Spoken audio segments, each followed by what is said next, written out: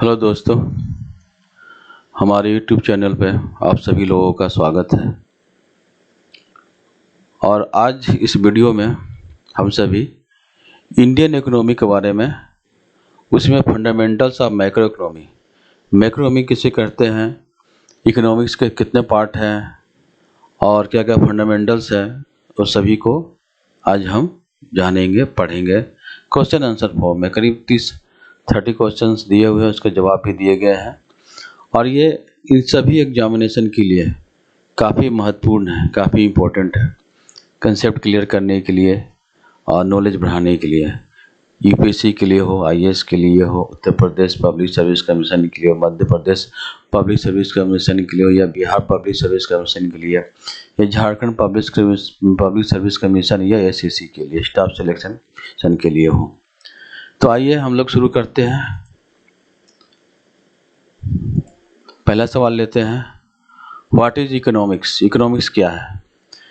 It is answer है, it is a study of how societies use scarce resources to produce valuable goods and services and distribute them among different individuals. कहने का मतलब है कि society उन resources, संसाधन को जिसके मात्रा बहुत ही कम है, उसको किस तरह से इस्तेमाल करते हैं वैल्यूएबल गुड्स बनाने के लिए, और सर्विसेज को उसको डिस्ट्रीब्यूट करते हैं डिफरेंट इंडिविजुअल लोगों के बीच में। दूसरा सवाल है, what is the reason of some countries are rich having fewer resources and have countries are poor even they are rich in resources? क्या कारण है कुछ कंट्री जिसके पास काफ़ी रिसोर्सेज है और काफ़ी कम रिसोर्सेज है, लेकिन वो काफ़ी रिच कंट्री है। कुछ कंट्री जो है, देश है, जिनके पास रिसोर्सेज संसाधन बहुत कम है, लेकिन तब भी वो रिच है, रिच नहीं है तब भी वो पुअर है, जिनके पास काफ़ी रिसोर्सेज है। माफ़ कीजिएगा, इस सवाल का जवाब सवाल फिर से पढ़ता हूँ। What is the reason of some countries are rich having fewer resources and some countries are poor even they are rich in resources? कहने का मतलब है, कुछ देश जिनके पास बहुत ही कम रिसोर्सेस है, संसाधन है, लेकिन वो काफ़ी धनी देश है, और कुछ देश है जिनके पास काफ़ी रिसोर्सेस है, संसाधन है, मिनरल्स है, की कमी नहीं है, लेकिन तब भी वो पुअर है, गरीब है। इसका कारण क्या है कि the basic reason behind this difference in the standard of living of these countries is that government and the people in these developed rich countries have efficiently exploited the limited resources of land, labor and capital for betterment and development of its people.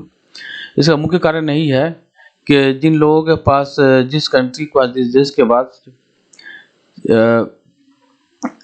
Land, labour, capital, betterment का कमी है, rich, develop, विकसित या धनी देशों के पास, उन लोगों ने काफ़ी अच्छे तरीके से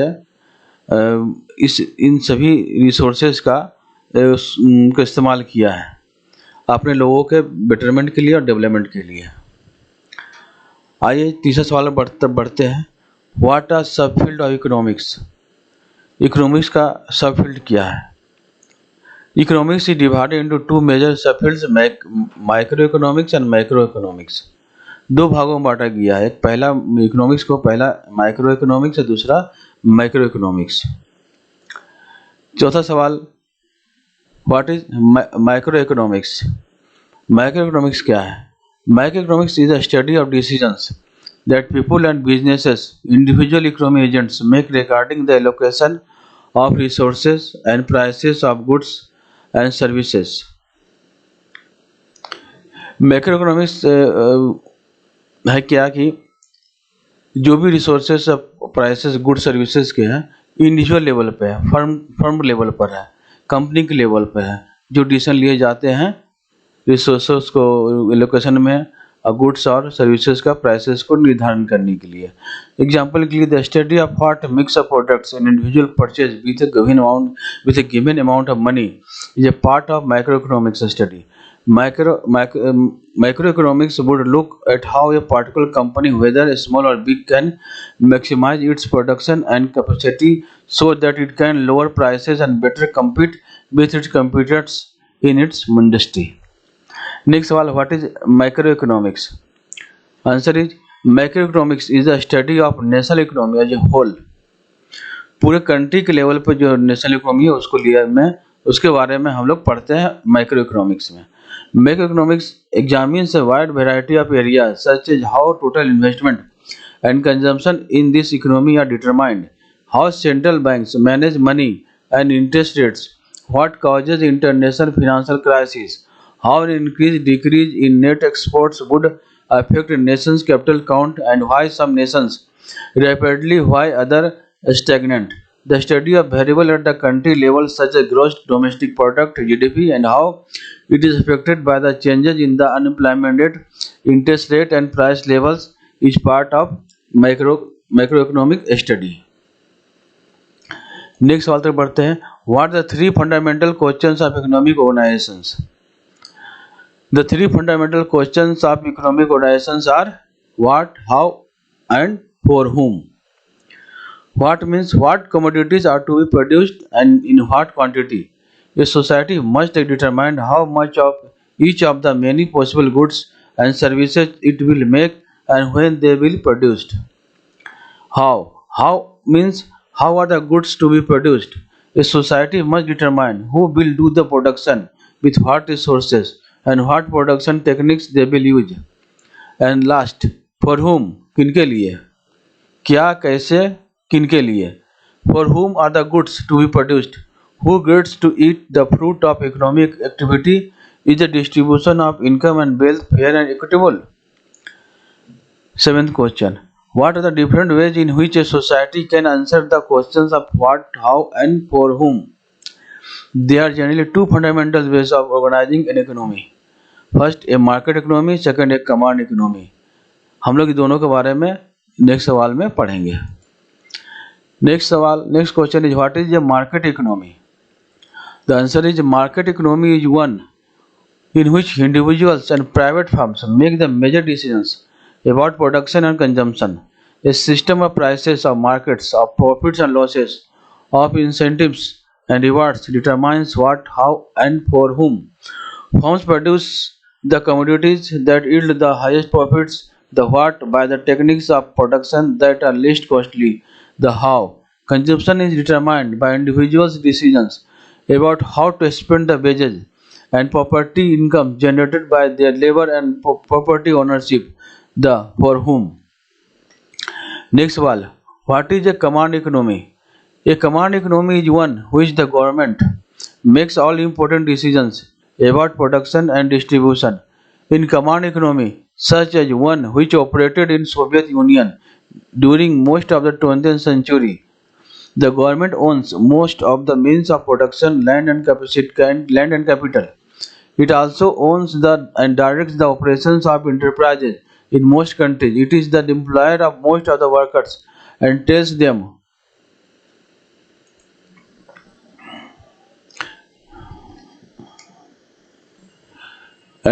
how to do their jobs, and it decides how the output of the society is to be divided among different people. In command economy, the government answers the major economic questions of what, how and for whom through its ownership of resources and its power to enforce decisions. Difference क्या है market economy और command economy में, कि market economy जो है individual private firm वो decision लेते हैं प्रोडक्शन कंजम्पशन के मामले में. प्राइसेस का सिस्टम क्या होगा, मार्केट का, प्रॉफिट और लॉसेस का, इंसेंटिव्स का, रिवार्ड्स का, वो डिटरमाइन करते ये सब व्हाट, हाउ एंड फॉर हुम. और कमांड इकोनॉमी में क्या होता है, ये गवर्नमेंट आंसर देते हैं इकोनॉमी क्वेश्चंस का what, how and for home, क्योंकि इसमें government makes all important decisions. Government सभी तरह का महत्वपूर्ण डिसीजन लेते हैं प्रोडक्शन और डिस्ट्रीब्यूशन के बारे में इन कमांड इकोनॉमी में. ये दोनों में यही मेन डिफरेंस है. नेक्स्ट सवाल की तरफ चलते हैं. What is mixed economy. No contemporary societies falls completely into either of this polar category. कोई भी सोसाइटी या तो मार्केट इकोनॉमी या कमांड इकोनॉमी बिल्कुल नहीं हो सकती है, ये मिक्स ही होती है. So all societies are mixed economies with elements of market and command both. Today most of the decisions of developed and developing economies are made in the market place but the government also plays an important role in overseeing the functioning of the market. Government pass laws that regulate economic life, produce goods, educational and police services. Most societies today operate as mixed economies. ज़्यादातर देश mixed economy को ही adopt करते हैं, कानून बनाते हैं, government कानून बनाते हैं, उसको पास करते हैं, उसको रेगुलेट करते हैं और कंपनियां उसे मानती हैं और उसके अनुसार से अपना डिसीजन लेती है। नेक्स्ट सवाल, what is laissez faire economy? Laissez faire economy क्या है? This is the extreme case of a market economy. ये मार्केट इकोनॉमी का एक्सट्रीम केस है जिसमें गवर्नमेंट अपने हाथ को कंडीशन से दूर रखती है। इसमें गवर्नमेंट का कोई इंटरवेंशन नहीं होता, कोई हस्तक्षेप नहीं होता है। इसको इसे लेजस फेयर इकोनॉमी बोलते हैं। नेक्स्ट सवाल, how many sectors A mixed economy is divided from the economic point of view? Economic point of view से हम लोग मिक्स्ड इकोनॉमी को 4 भागों में बांटते हैं। पहला प्राइवेट सेक्टर, दूसरा गवर्नमेंट सेक्टर, तीसरा हाउस होल्ड सेक्टर, चौथा एक्सटर्नल सेक्टर। नेक्स्ट सवाल चलते हैं, differentiate the above mention 4 sector. ऊपर में जो 4 सेक्टर जो दिए गए थे, private sector, government sector, house hold sector, external sector, उसको अंतर किया है चारों में। तो इसको वन बाय वन हम लोग जानने की कोशिश करते हैं। पहले प्राइवेट सेक्टर है, all the enterprise owned by the private individuals और group of individuals belong to the private sector. जितने भी कंपनी है प्राइवेट में, इंडिविजुअल्स या ग्रुप ऑफ इंडिविजुअल्स जो है वो प्राइवेट सेक्टर बिलोंग करता है। जितने भी इंटरप्राइज है जो कि प्राइवेट इंडिविजुअल के द्वारा ओन किया रहता है। The private sector consist of companies, firms, enterprises India which are not owned by the government. जो भी प्राइवेट सेक्टर में कंपनीज है, फर्म्स है, इंटरप्राइज है भारत में, वो सब गवर्नमेंट की नहीं रहती है, गवर्नमेंट की संपत्ति नहीं रहती है, ये सब इंडिविजुअल की रहती है। Second, government sector. This sector includes public administration, police, defence, framing of laws and enforcing them. Government sector में क्या आते हैं? पब्लिक एडमिनिस्ट्रेशन, पुलिस है, डिफेंस है, लॉज एंड फ्रेम कर लॉ बनाती है उसकी और उसे लागू करती है। Apart from imposing taxes and spending money on various infrastructure and health care services and education etc, government also undertakes production activity through its companies like Coal India Limited, National Thermal Power Plant Corporation NTPC etc। ये सब government of India की production activity यहाँ होते हैं। So all the companies owned by the central or state government public sector undertaking PSU also belong to the government sector। तीसरा है sector household sector. A group of persons who normally live together and take food from a common kitchen constitutes house। The size of a household is a total number of persons in the household। Household consists of people. These people work in firms as workers and on wages। They are the ones who work in the government departments and salaries, and they are owners of firms and earn profit। So all the human beings population belong to household। जितने भी लोग हैं वो कहीं ना कहीं काम कर रहे होते हैं सोसाइटी में, देश में जितने भी लोग हैं, चाहे जेंट्स हो या लेडी हो या यंग हो, जो भी है वो सभी कहीं ना कहीं काम कर रहे होते हैं प्राइवेट सेक्टर में या पब्लिक सेक्टर या गवर्नमेंट सेक्टर में। वो सभी काम करते हैं, सभी को सैलरी मिलता है, वेज मिलता है, और ये सभी जो है ये सब हाउस होल्ड सेक्टर में आते हैं। सबको अपना परिवार होता है, एक साथ रहते हैं, एक साथ खाना खाते हैं, कॉमन किचन होता है। नेक्स्ट सेक्टर है external sector. This sector consist of the exports and imports of goods and services in the country और out of country. It also includes the financial flows from and into the domestic country. इसमें export and imports होते हैं goods और services के country या country के बाहर। कोई कंट्री जैसे इंडिया है ये एक्सपोर्ट करती है या इंपोर्ट करती है गुड्स और सर्विसेज को, ये एक्सटर्नल सेक्टर में आता है। ये फिनेंशियल फ्लो भी होता है, flow from and into the domestic country. Next सवाल है, what are the 4 factors of production और the inputs of production that enterprise requires to produce outputs goods and services. तो क्या 4 फैक्टर्स है प्रोडक्शन के जो या इनपुट जो है प्रोडक्शन के लिए ज़रूरी होती है कोई भी कंपनी के लिए, जो कि अपना आउटपुट गुड्स या सर्विसेज के रूप में देती है। तो ये 4 फैक्टर्स है प्रोडक्शन के, entrepreneur, capital, natural resources and labour. One by one we know this. The person, पहले first of take entrepreneurs. Entrepreneur क्या? The person who takes the risk and starts a new business. कोई भी आदमी risk लेके नया business शुरू करता है। This person takes the risk to hiring the to bring in capital labor and natural resources together in the form of enterprise, and in return expects profit. The entrepreneur is a human being and he belongs to the household sectors. Entrepreneur जो है एक आदमी है, human being है, जो कि household sector से belong करता है। ये अपने कंपनी खोलता है और वो कंपनी में कैपिटल, लेबर और नेचुरल रिसोर्सेज को लाता है, इसे मिला के इंटरप्राइज फॉर्म करता है और फंक्शन करता है, प्रोडक्शन करता है, सर्विसेज देता है और प्रॉफिट एक्सपेक्ट करता है कि प्रॉफिट मिलेगा उसे इस बिजनेस से। दूसरा आते हैं capital. In today's world capital can be physical, financial and intellectual, but from economic point of view only the physical capital goods are considered as capital. So capital includes the building, machinery, equipment etc. The return for capital is also called interest. Capital क्या है? Capital physical form में हो सकता है, financial, intellectual में हो सकता है। इकोनॉमिक पॉइंट ऑफ व्यू से देखा जाए फिजिकल कैपिटल क्या है? गुड्स, जब वो बिल्डिंग, मशीनरी, इक्विपमेंट में हो सकता है। फाइनेंशियल में क्या होता है? शेयर हुआ, मनी हुआ, इंटेलेक्चुअल हुआ जो भी हम रिसर्च करते हैं, पेटेंट करते हैं, इंटेलेक्चुअल हुआ। और रिटर्न जो कैपिटल होता है उसको इंटरेस्ट कहते हैं। तीसरा natural resources. Natural resources include land and raw materials which are naturally available and are not produced through man made processes. Natural resources का जो लैंड हुआ, चाहे रॉ मटेरियल्स जिसको जरूरत पड़ती है प्रोडक्शन के लिए, वो सब नेचुरली प्राकृतिक रूप से अवेलेबल होती है, उसको हम लोग आदमी के द्वारा के प्रोसेस के द्वारा प्रोड्यूस नहीं कर सकते हैं। इसमें क्या होता है? Return for natural resources called rent. चौथा फैक्टर है प्रोडक्शन का labour. It is human labour which may be physical और मेंटल। ह्यूमन लेबर जो कि फिजिकल भी हो सकता है, मेंटल भी हो सकता है, ये अनस्किल भी हो सकता है, सेमी स्किल भी हो सकता है और स्किल भी हो सकता है। When a human being provides his labor to the enterprise, in return she expects wages.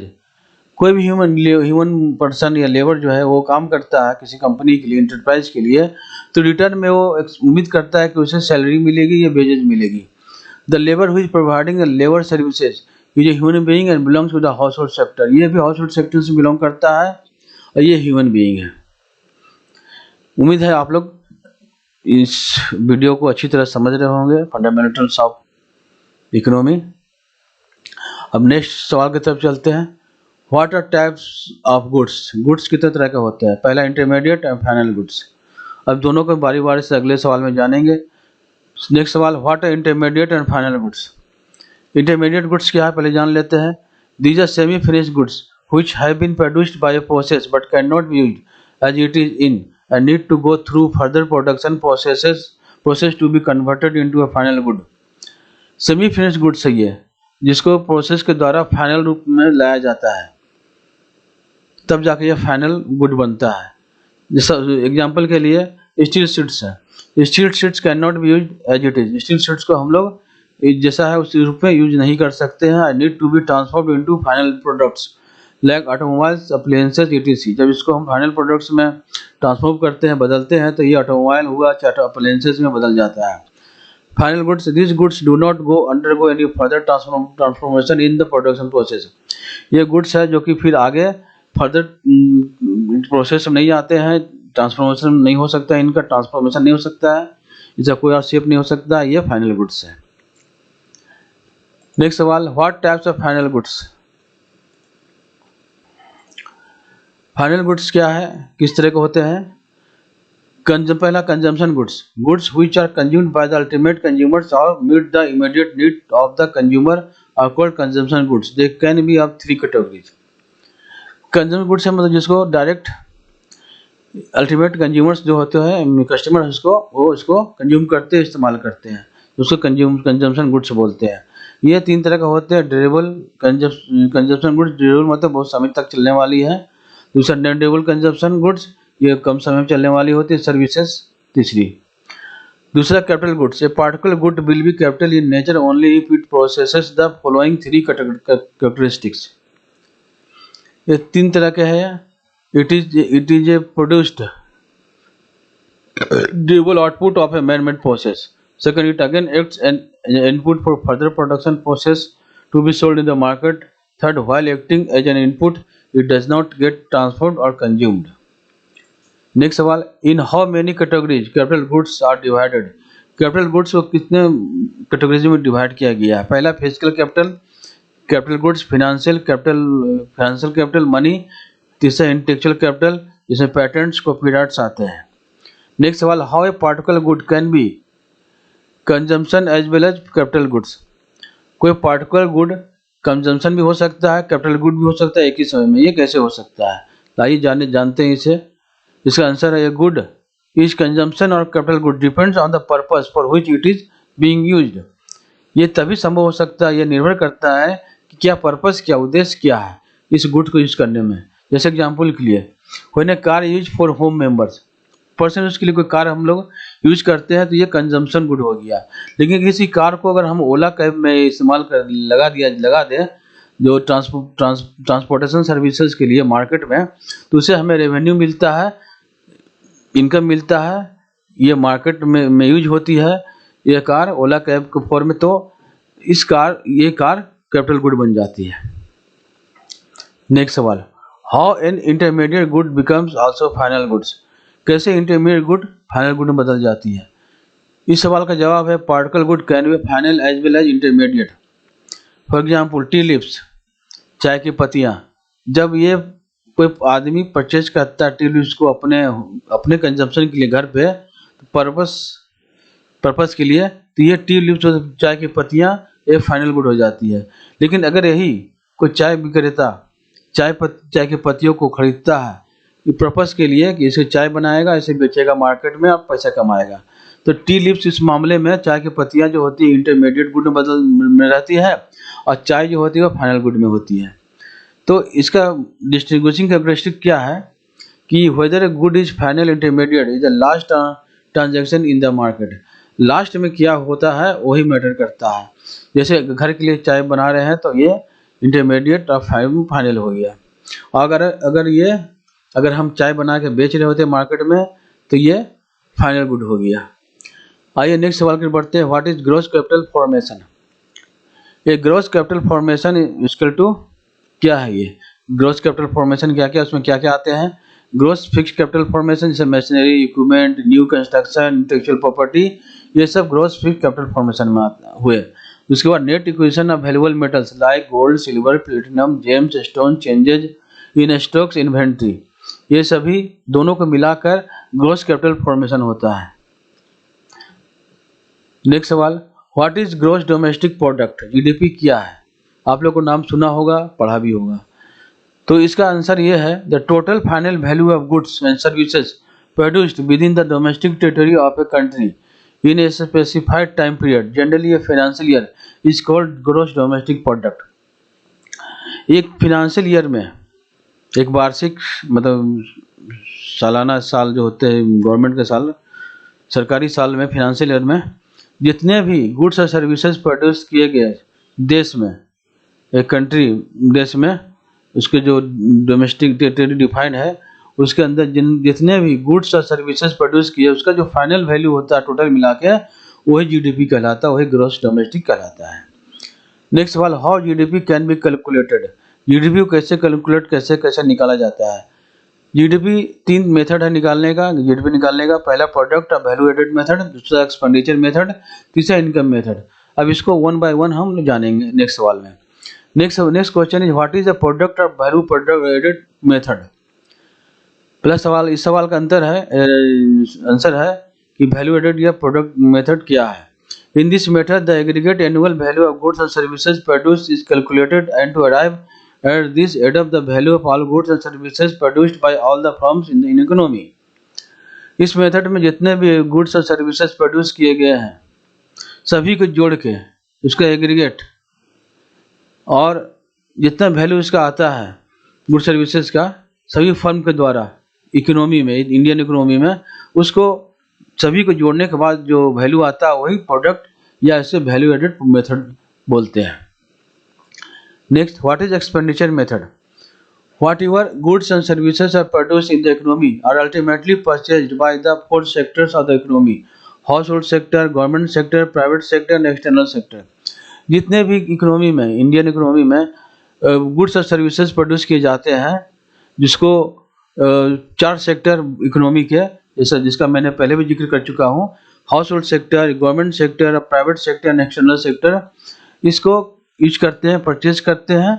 इसके जो भी वैल्यू होते हैं तो उसको एक्सपेंडिचर मेथड में इंक्लूड करते हैं। So if at the expenditure done by these four sector, इन सामानों सर्विसेज को खरीदने में ये चारों सेक्टर में जितने पैसे लगे उन सभी को जोड़ दिया जाए तो ये एक्सपेंडिचर मेथड से जीडीपी निकालते हैं। So if add the expenditure done by these four sectors on the purchase of final goods and services produced by the firms within the domestic territory, then it shall be equal to the GDP of the country. I think अब मैं सोचता हूँ कि आप लोग इसे अच्छी तरह समझ गए होंगे। नेक्स्ट सवाल, what is income method? Income method क्या है, इसे कैसे जीडीपी निकालते हैं? The sum of the final goods produced in the country in the economy must be equal to the income received by all the four factors of production: wages, rents, interest and profits. The revenues earned by all the firms put together must be distributed to those who contributed process, which are basically the four factors of production: entrepreneurship, labor, capital and natural resources. अब इसी से समझिए GDP.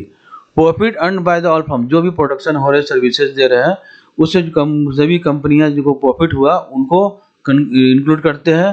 फिर जितने भी interest received by all the capital deployed, जितने capital लोगों को डिप्लॉय किया गया है लोगों के द्वारा, उसमें जो इंटरेस्ट उनको रिसीव हुआ वो भी इसको इसमें इंक्लूड करते हैं। रेंट, नेचुरल रिसोर्सेज के लिए जो भी रेंट रिसीव करते हैं वो भी इसमें इंक्लूड किया जाता है। और जितने भी लेबर सब वर्कर सब काम करते हैं उनको जो सैलरी मिलता है, वेज मिलता है, उनको उसको भी इसमें हम लोग इंक्लूड करते हैं। ये सभी चारों मिलाकर जीडीपी का वैल्यू निकलता है।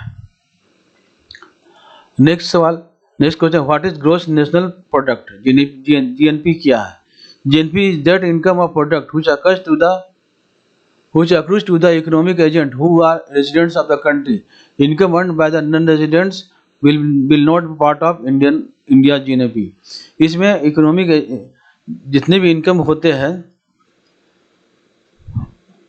उसमें कंट्री के अंदर जो रेजिडेंट्स है कंट्री का, इसमें एनआरआई नहीं है, जो नॉन रेजिडेंट बाहर जो रहते हैं इंडिया से बाहर, उनका इनकम इसमें नहीं जोड़ा जाता है।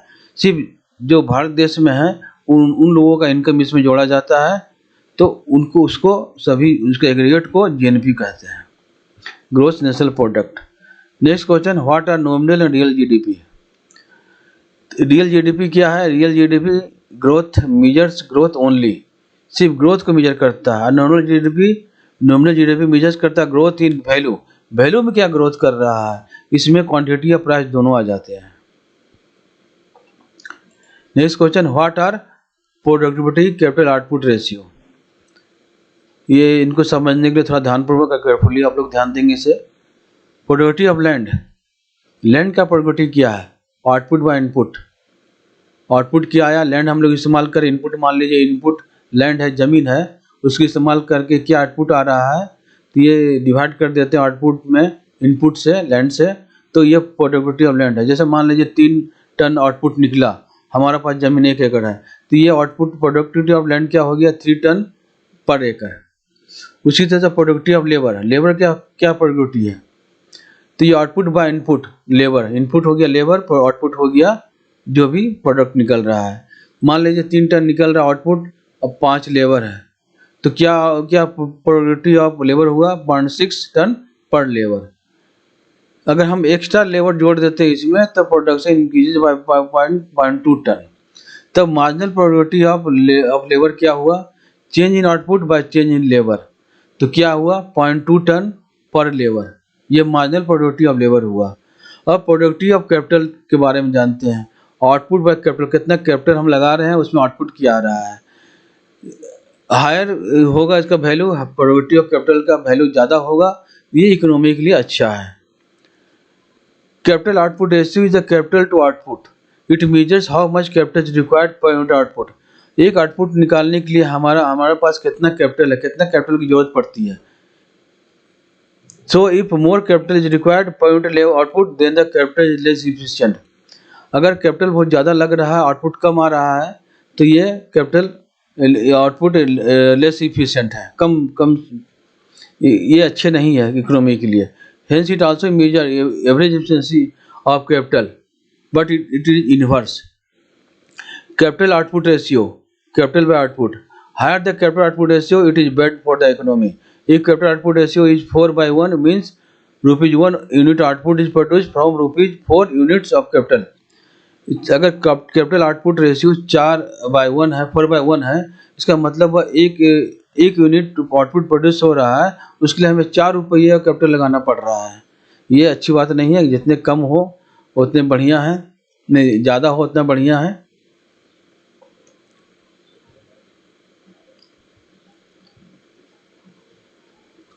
आउटपुट ज़्यादा हो कैपिटल कम हो, मतलब ये यहाँ कैपिटल आउटपुट रेशियो जितना कम हो वहाँ इकोनॉमी के लिए बढ़िया है। अब अंतिम सवाल की तरफ बढ़ते हैं। What is ICOR? ICOR क्या हुआ? ये incremental capital output ratio is defined as how much additional capital will be required to produce one additional unit of output.